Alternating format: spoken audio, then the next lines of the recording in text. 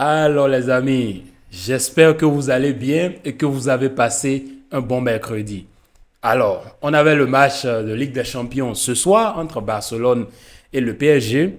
Et sincèrement, sur ce match, il y a quand même pas mal de choses à dire, même si à la fin, le FC Barcelone remporte le match. Bien sûr, 3 buts à 2. On est content. Il y a des points positifs dans ce match et il y a aussi des points négatifs.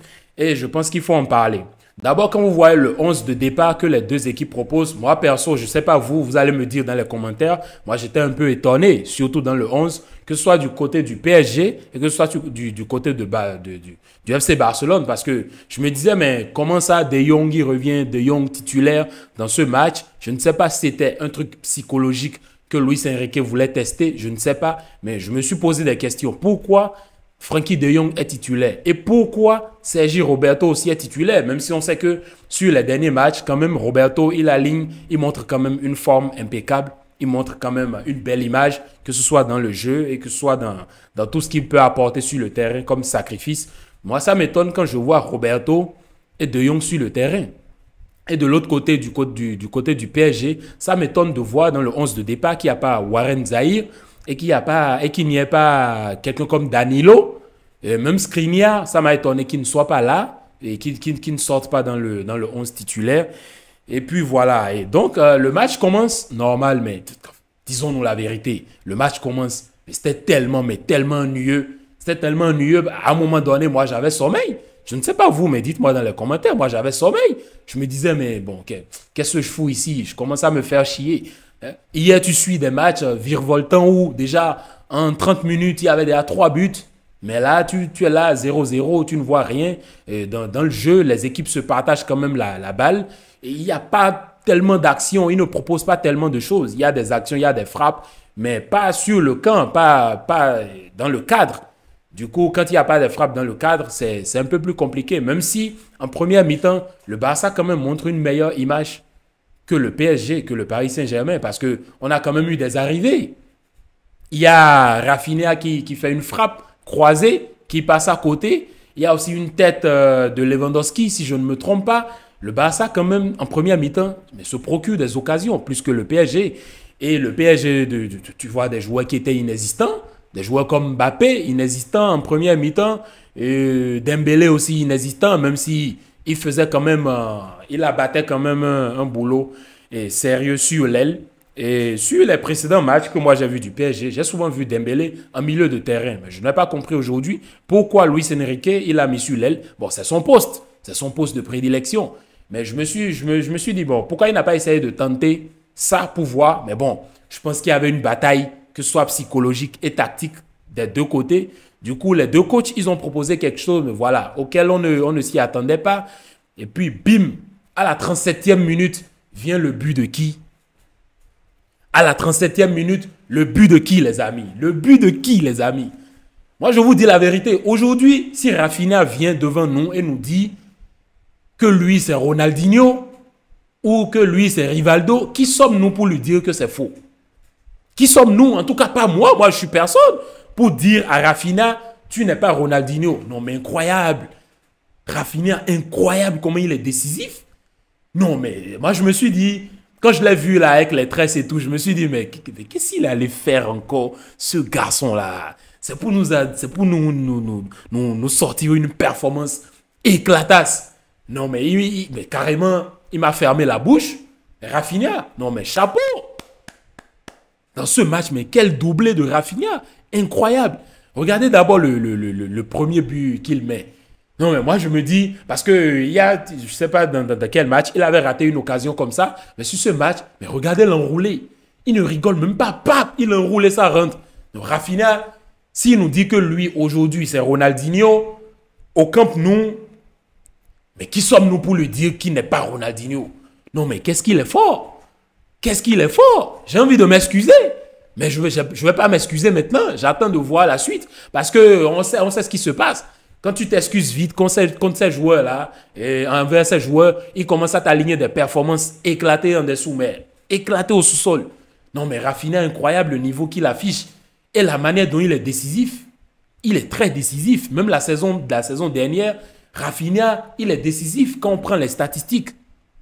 C'est juste que nous, on l'insulte parce que vu ce qu'il a coûté et tout, vous savez, tu es au Barça, quand tu es au Barça, il faut mouiller plus le maillot, quoi. On ne pardonne pas. On ne pardonne pas. Et en parlant de ne pas pardonner, parlons de Dembélé. Dembélé, la loi de l'ex. Dembélé nous met encore un but aujourd'hui. Dembélé, il nous met un but et il va y célèbre. Dembélé, reviens au Camp Nou et tu vas voir ce qu'on va te faire, Dembélé. Donc toi, tu marques contre nous, tu nous as trahis, tu es parti. Aujourd'hui, tu mets un but contre nous et tu célèbres, Dembélé. On ne va jamais te pardonner ton départ, Dembélé. Il faut que tu le saches aujourd'hui et à jamais. En plus, tu marques, tu célèbres. Tu marques contre nous et tu célèbres. Alors que tu n'as rien prouvé au Barça. Dites-moi, quel match référence Dembélé a au Barça? Il est là, ouais, il y en a qui vont me dire, ouais, il a certains matchs référence. Mais Dembélé, il a quel match référence? Qu'est-ce qu'il a prouvé? Tu penses qu'on a oublié le but du 4-0 que tu rates et au Camp Nou contre Liverpool? Et au retour, on se mange un 4-0. Si tu mettais ces 4-0, peut-être que l'histoire est différente. Dembélé, tu n'as rien prouvé au Barça et je tenais à te le rappeler une fois encore, Dembélé. Tu as marqué, mais on s'en fout. Ton but, il est éclatasse. Même si c'est un bombasso, il est éclatasse. Je m'en fous, Dembélé. Alors, de l'autre côté, en défense, côté Barcelone, j'ai quand même envie de dire quelque chose parce que il ne faut pas être tendre. Ouais, il ne faut pas être tendre parce que dès la deuxième mi-temps, on encaisse quand même 2 buts en 3 minutes. On encaisse 2 buts en 3 minutes. Même si sur le premier but de Dembélé, c'est quand même difficile, tu vois, parce qu'on connaît Dembélé, on connaît sa puissance de frappe et tout.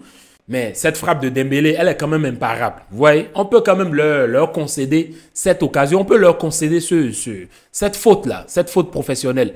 Mais sur le deuxième but, mais il faut quand même avouer que le PSG, belle séquence de jeu, hein, belle séquence de jeu. La manière dont ils ont pu rompre la ligne du Barça et les défenseurs qui n'étaient pas là, ils n'étaient pas présents, et que ce soit Koubarsi, que ce soit Cancelo, ils étaient tous perdus. Rupture de ligne. Il y a Vitinha qui rentre, on lui fait la passe en profondeur, il rentre, il croise, beau but, but magnifique, belle séquence de jeu. Là, la défense, elle est fautive. Elle est fautive. D'une part parce qu'ils n'étaient pas concentrés, ils n'ont pas fermé les lignes, ils ne sont pas restés concentrés pour fermer les lignes. Mais de l'autre côté, bon, qu'est-ce qu'on peut dire? C'est des trucs qui peuvent arriver parce que c'est comme ça la Ligue des Champions. Si tu n'es pas concentré, si tu perds la concentration en moins de 2 secondes, en moins de 3 minutes, 5 minutes, tu te manges 2 buts. Maintenant, ce qu'il faut noter dans tout ceci, c'est que le Barça, ils encaissent 2 buts en 3 minutes. Mais après, vous-même, vous le savez, les années antérieures, dès qu'on encaisse comme ça, mais ça devient compliqué. On ne sait plus quoi faire. On commence à se perdre. Les gars n'ont plus d'idées. Les gars commencent à se regarder sur le terrain. Vous vous souvenez bien, dès qu'on encaisse des buts comme ça, la caméra commençait à montrer Messi, De Jong, Piqué, Jordi Alba, Suarez, etc., etc. Mais cette fois-ci, les gars se sont gérés. Mais les changements ont fait du bien de ouf.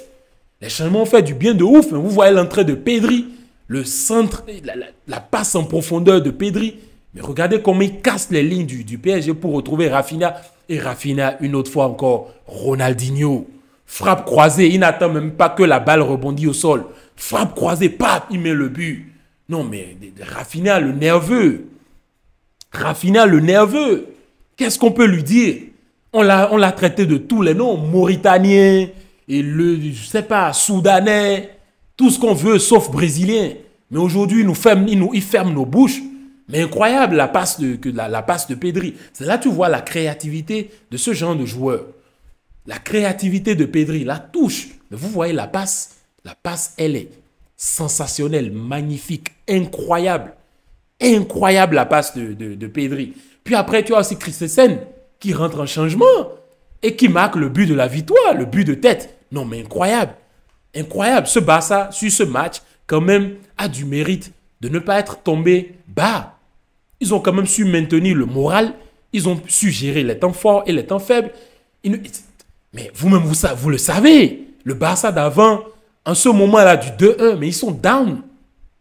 Ils sont down. Même hier, j'ai vu les gars sur les réseaux sociaux, tout le monde vannait, tout le monde disait, ouais, quand le Real Madrid a encaissé, ils étaient à 1-0, que si c'était certaines équipes, ils allaient commencer à se pisser dessus.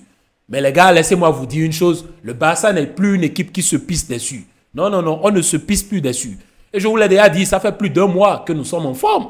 Nous sommes en forme. Quand tu regardes le Barça d'il y a plus d'un mois et demi et le Barça d'aujourd'hui, il y a clairement une différence, surtout dans l'attitude. Non, mais regardez la défense. Pau Kubasi, Cancelo, Araujo, mais Koundé. Mais regardez la duple Koundé-Araujo qui a quand même réussi à stopper Mbappé durant tout le match. Parce que vous-même, vous savez qui est Mbappé. Vous savez qui est Mobutu. Mobutu, en 2-4-6, en 2 minutes, il peut te changer le cours d'un match.